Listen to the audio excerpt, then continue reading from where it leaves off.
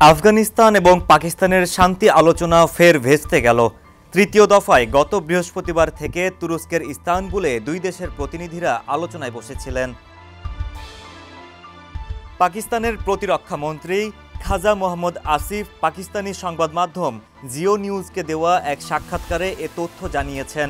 পুরো ব্যাপারটিকে অচল অবস্থা বলেও উল্লেখ করেছেন তিনি। সাক্ষাৎকারে খাজা মোহাম্মদ আসিফ বলেছেন, একটা গুরুত্বপূর্ণ অচল অবস্থা তৈরি হয়েছে। আমাদের সংলাপ অনির্দিষ্ট পর্যায়ে পৌঁছেছে, এর আর কোনো ভবিষ্যৎ নেই। গত বৃহস্পতিবার ইস্তানবুলে তৃতীয় দফা সংলাপে বসেন পাকিস্তান ও আফগানিস্তানের সরকারি প্রতিনিধিরা। এই সংলাপের পর শান্তি চুক্তি হওয়ার কথা ছিল দুই দেশের মধ্যে, কিন্তু অনাকাঙ্ক্ষিত সেই চুক্তি হয়নি। সংলাপও প্রাসঙ্গিকতা হারিয়ে ফেলেছে। পাকিস্তান আফগানিস্তানকে সংলাপের টেবিলে আনতে ব্যাপক কূটনৈতিক প্রচেষ্টা চালিয়েছে কাতার এবং তুরস্ক।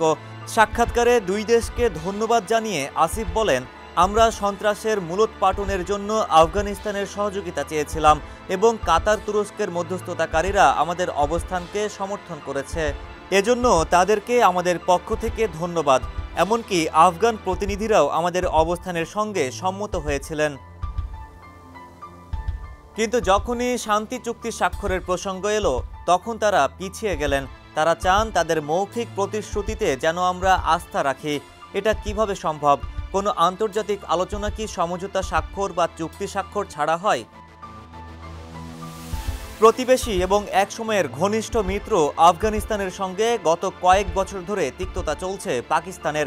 বর্তমানে দুই দেশের কূটনৈতিক সম্পর্ক তলানিতে ঠেকেছে।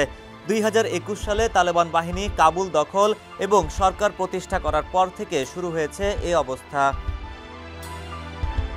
ডেস্ক রিপোর্ট, সমকাল।